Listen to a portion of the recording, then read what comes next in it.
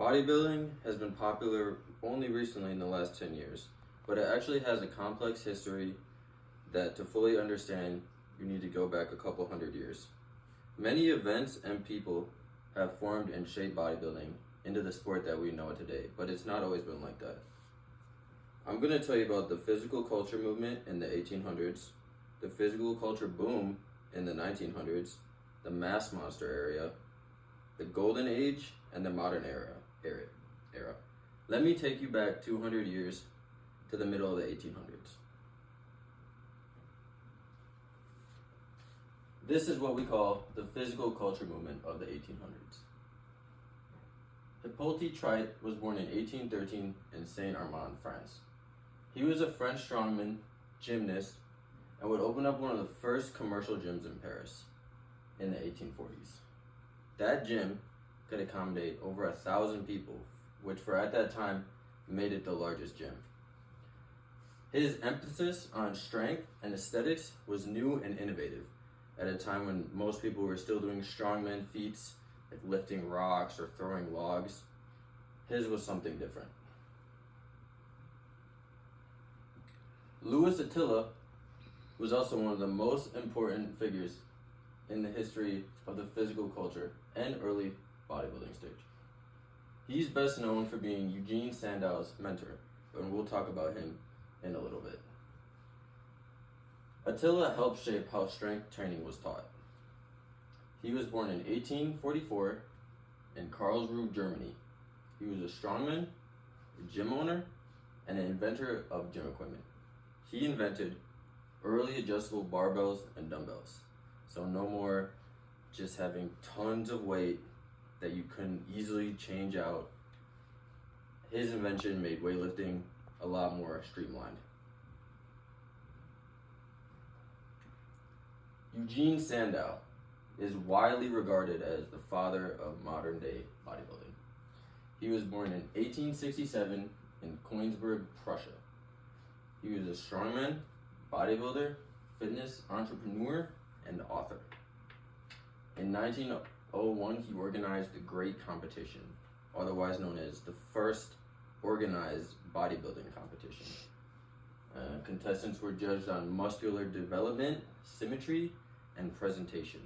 And winners of that competition got a trophy sculpted in his likeness, which since then has been used in modern day Mr. Olympia competitions, as they formed it very similar to his trophy at that time. Now we're going to transform to the physical culture boom of the 1900s. Bob Hoffman. He was born in 1898 in Tifton, Georgia. He was a weightlifter, coach, entrepreneur, author, magazine publisher, and fitness advocate. Best known for founding York Barbell Company and his Strength and Health magazine. His company, York Barbell, manufactured high-quality barbells, dumbbells, and gym equipment, exercise equipment, and quickly became the center of the American strength culture. Before this time, a lot of the strength and new innovations were coming from overseas, but his company brought that to America. His club became a training hub for elite athletes and bodybuilders. And Strength and Health magazine promoted scientific training programs, nutrition and supplement advice, and promoted physical culture lifestyles. Bob Hoffman also wrote over 30 books and manuals on training, nutrition, and health. Quite an influential figure.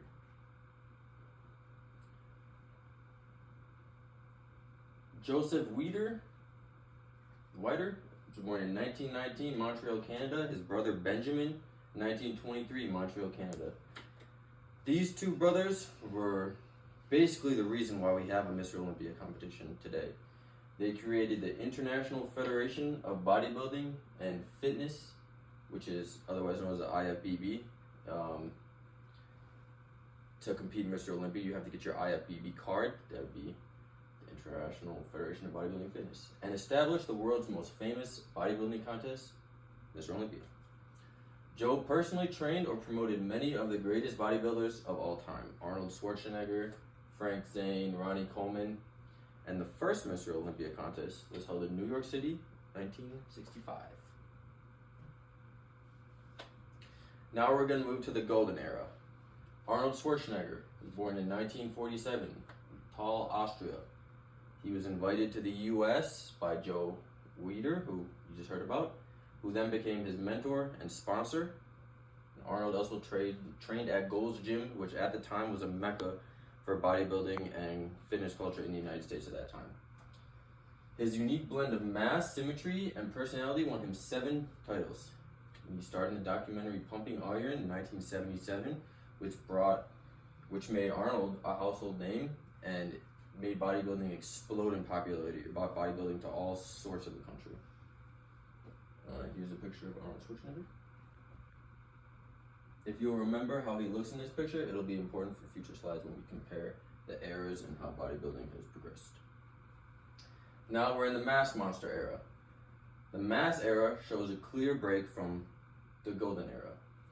The definition traits sought after in the mass monster era were enormous muscle mass, obviously, extremely low body fat, deep muscle separation and vascularity, and a heavy use of performance-enhancing drugs.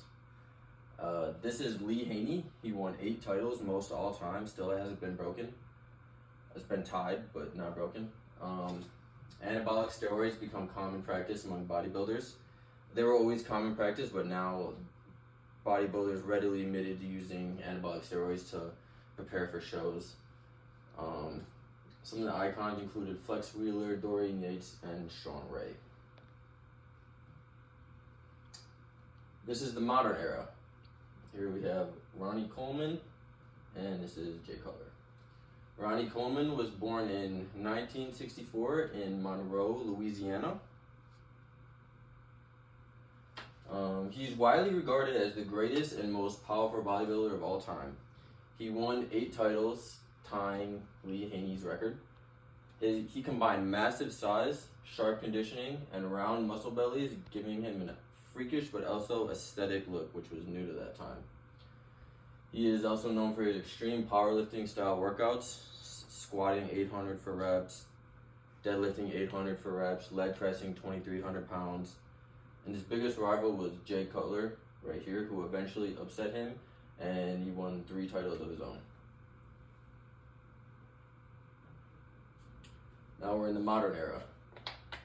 This is Phil Heath. He was born in 1979 in Seattle, Washington, known as The Gift. Is considered one of the most successful and technically perfect bodybuilders in history. And what I mean by technically perfect is all his muscles are exactly how you would see at a muscle chart in the doctor's office. That's what they mean by technically perfect.